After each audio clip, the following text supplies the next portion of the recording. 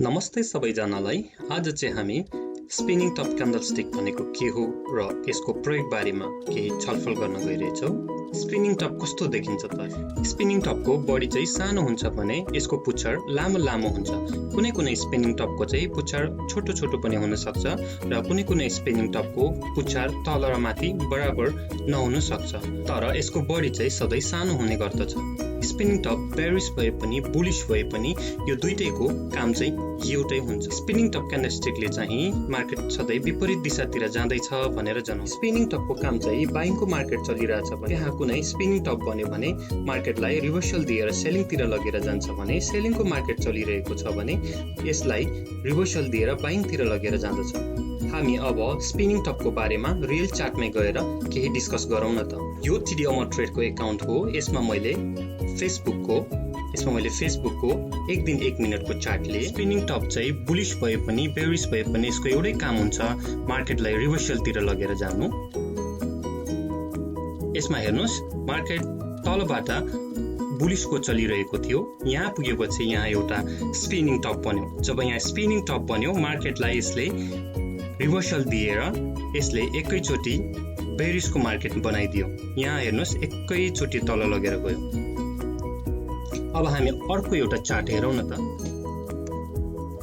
यसमा मैले एप्पलको 1 दिन 1 मिनटको चार्टले हेर्नुहोस्, यसमा पनि मार्केट एकैचोटि यहाँबाट बुलिशको सुरु भएको थियो। यहाँबाट बुलिश सुरु भएपछि यहाँ पुगेको थियो।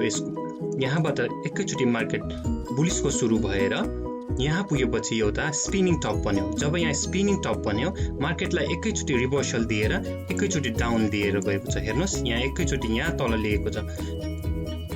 यो स्पिनिङ टप चाहिँ बुलिश भए पनि बेयरिश भए पनि यसको एउटै मात्र काम हुन्छ, मार्केटलाई रिभर्सल दिनु। बाइङको मार्केट चलिरहेको छ भने यसले रिभर्सल दिएर सेलिङतिर लगेर जान्छ। सेलिङको मार्केट चलिरहेछ भने यसले रिभर्सल दिएर बाइङकोतिर लगेर जान्छ। यो बुलिश भए पनि बेयरिश भए पनि यो दुईटैको काम एउटै हो। तपाईँ यसमा कन्फ्युज नहुनु होला। स्पिनिङ टपको बारेमा आजलाई यति नै हो। हामी अर्को भिडियोहरूमा अरू धेरै क्यान्डलस्टिकहरूको बारेमा छलफल गर्ने, पछि हामी अर्को स्ट्र्याटेजीहरूको बारेमा कुरा गर्नेछौँ। सधैँ स्पिनिङ टप क्यान्डलस्टिक चाहिँ एउटा सपोर्ट मात्रै हो।